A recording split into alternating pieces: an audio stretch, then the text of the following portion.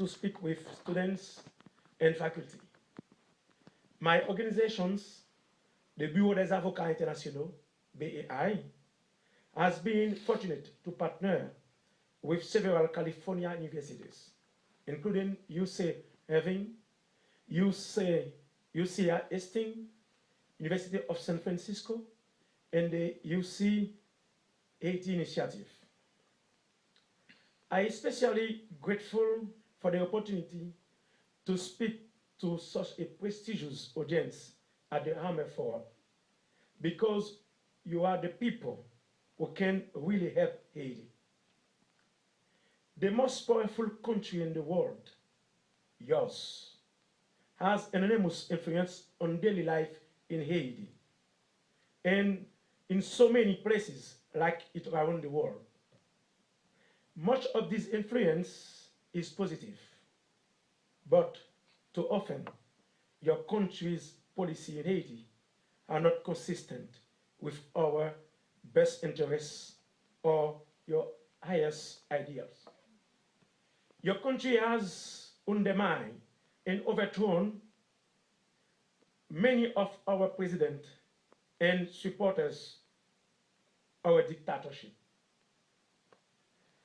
Your food aid has generated hunger, and your trade policy have put our workers out of work.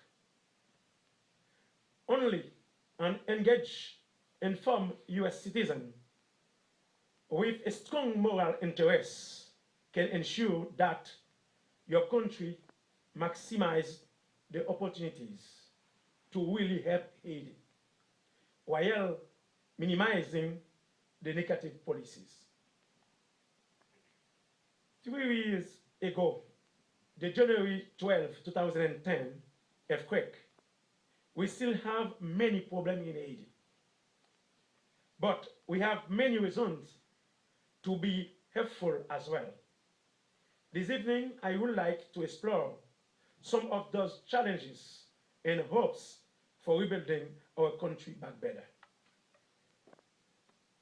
Building Haiti back better must mean building Haiti back more justly. The decisions of my country in January 2010 was not the result of the earthquake. Much worse earthquake hit Chile a few weeks later, and Japan the next year, causing a teeny fractions of the death. My country was destroyed by injustice. Injustice forced farmers from their land to the city where they have no choice but to house their families in vulnerable hillside slums that collapsed in the quake. Our court stopped people from earning their way out of poverty by refusing to enforce contract and labor rights for the poor. The injustice keeps children out of school, unable to learn their way out of poverty. The inability of our court to determine who won land prevent the constitutions of emergency and transitional housing, leaving over 300,000 people in miserable displacement camp 3 years later. In order to build Haiti back better, we need to address this injustice head on. This is hard work. I know, because I have been doing it every day for 20 years, but it's also necessary and possible work. Fighting injustice is essential because building on the same rotten foundation of injustice will just set us up for another disaster sooner rather than later. Fighting injustice is possible because it is being done slowly and as a result of hard work, but it is being done. I will give you two examples from our work of how justice is possible. Poor women in Haiti are among the most disempowered people in the hemisphere. They suffer from discriminations as a result of gender, economic status, and race. These discriminations include an inability to access the justice system. Inability to access justice leads to a high rate of rapes.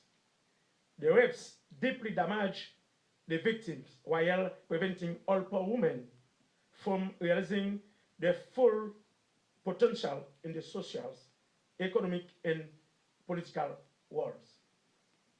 2 years ago, our collaboration with grassroots women groups report an increase in rapes, especially in the displacement camps. We work with them to force the justice system to function. We work step by step, starting with the police stations, found other supports at the same steps at the prosecutor level with judges. We train women lawyers, the first Haitian lawyers to specialize in the rape cases. We had now pushed over 100 rape cases into the pipeline. In the second half of last year, our first 7 cases went to trial. All 7 led to conviction and prison sentences. In all, rape cases made up 25% of the all cases at the summer trial session in Port-au-Prince, in the capital. We have 15 ready right now for the next trial sections, and more coming out of the pipeline every month. Our grassroots women's partners file the courthouse with observers, pressure the official to do better, and publicize the verdict widely. Along the way, they learn skill for accessing the justice system, which can be transferred to many other contexts: enforcing contracts, obtaining child support, defending their family against illegal evictions. The judicial official learn to listen to the poor woman in ways that will be transferable to the most of their case. Another example of justice working is the case of Jean-Claude Duvalier, who still last month was considered untouchable. Mr. Duvalier spent 15 years exercising brutal power and open stealing money in Haiti. Then 25 years in comfortable exile in France. When he returned to Haiti 2 years ago, the government pursued him for 4 months. But then a new administration, one that included administers several sons of Duvalier ministers, stopped the prosecution. 2 weeks ago, that persecution was reiterated by the appeal court, which forced Mr. Duvalier to answer questions in public. For the first time, we have not won the case. I like to say that we have not won the case, but we have won hope. But the mere fact of someone like Duvalier having to defend himself in court of law is transformational in our society. It provides a deterrence against corruption and political violence, and show that even the most powerful can be subjected to the rule of law. I will finish with 3 recommendations for you can help build back Haiti better and most justly. The first recommendation is support institutions and practices in Haiti, not individual in policy.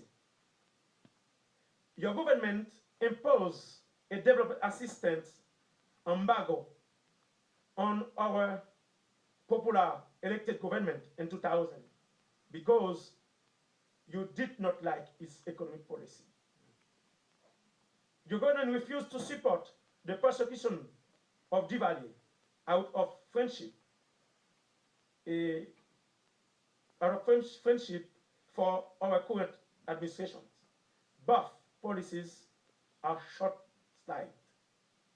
By undermining Haitian presidents who do not do your bidding, you promote a stability in Haiti that is deadly for us and costly for you. Your taxpayer pay for military deployment, and we're doing destroy development project. Your homeland security respond to refugee flow. Haiti become more hospitable to drug traveling to a shore. Remaining silent on Duvalier may bring some short-term influence with our government, but that will be quickly offset by the loss of enormous potential the case has to advance the rule of law, build the justice system, and deter corruption. The second recommendation is be a good neighborhood. Of course, the US government should advance US interests, but it does not need to do so on the back of poor Haitians. Former President Bill Clinton courageously conceded that the trade policy imposed as president undermined Haiti's ability to feed itself. That benefit the farmer of Arkansas in the short term, but it helped generate poverty and vulnerability that eventually became more costly to US taxpayer. The third recommendation is helping Haiti means directly confronting injustice. Aid program should be conceived to directly reduce inequality in Haiti, not just address the symptom of inequality. You should invest in the court, not just court and prison building, but in practice, in people that explicitly work to enforce the right of the poor. Support institutions and practices in Haiti, not individual and policy. Be a good neighborhood. Helping Haiti means directly confronting injustice. Thank you for listening and look forward to continue the discussion with your questions. Thank you.